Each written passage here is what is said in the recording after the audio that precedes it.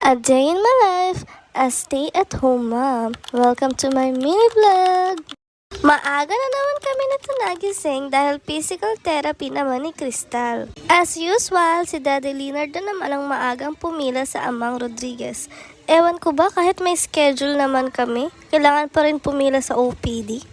Anyways, paalis na nga kami nito dahil nagchat na si Daddy Leonard na malapit na daw siya sa pila dahil binibilisan nila. Pero pagdating namin doon ay nag-antay pa rin kami konti dahil hindi pa daw siyang nasa unahan. For the antok pa si Crystal. 11 AM pa ang therapy ni Crystal pero dahil kailangan pang pumila sa OPD kaya maaga pa din kami pumunta.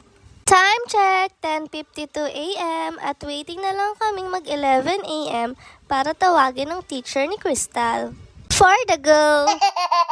Fast forward, tapos na ang therapy ni Crystal. 1 hour lang naman ang therapy niya, kaya uuwi na din kami.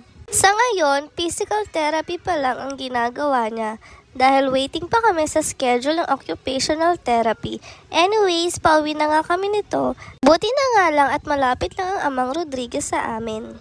Fast forward, for the excited si auntie nyo, itry itong nag-order na sa TikTok na adjustable posture corrector. Wow! Perfect to sa mga katulad kong nakukuba na sa pakaalaga sa anak.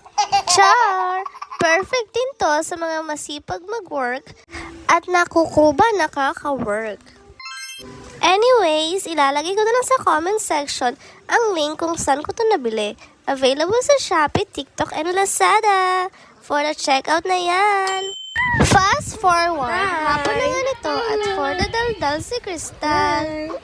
For the bungis-ngis. For the tili-tili. For the go.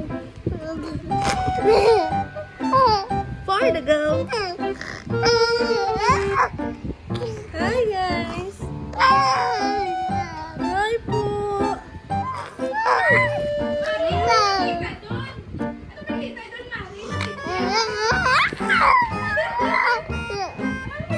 Ano po yun?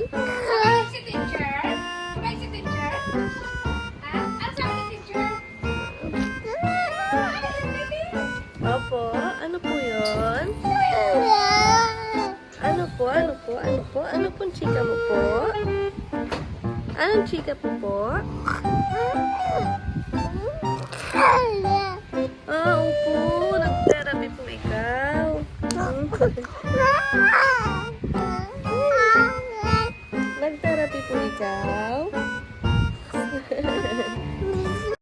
Anyways, kita nyo yan, ang daming laruan ni Kuya Baste. For the kalat yarn. City po yan. Tapos, igaganon ko. Bawaraw kami ni Mama. Taraw kami. Tapos nasira ko na. Anyway, gagawa kami ng city. Tapos, nilalagay ko yan, iron po tower ko. Tapos, kasi hindi naayos ko lang. Tapos, umuwi kami doon. Hindi na kami uwi. Tapos, nakapark yung kotse. Tapos, nagbablay ako ng hospital. Ang galing naman mag-voice over ni Kuya Baste. Wow. Anyways, dinner na nga nito at umorder kami sa Jollibee. Dahil for the crave yarn, kita niyo yan for the picture si Kuya. O siya, thank you for watching!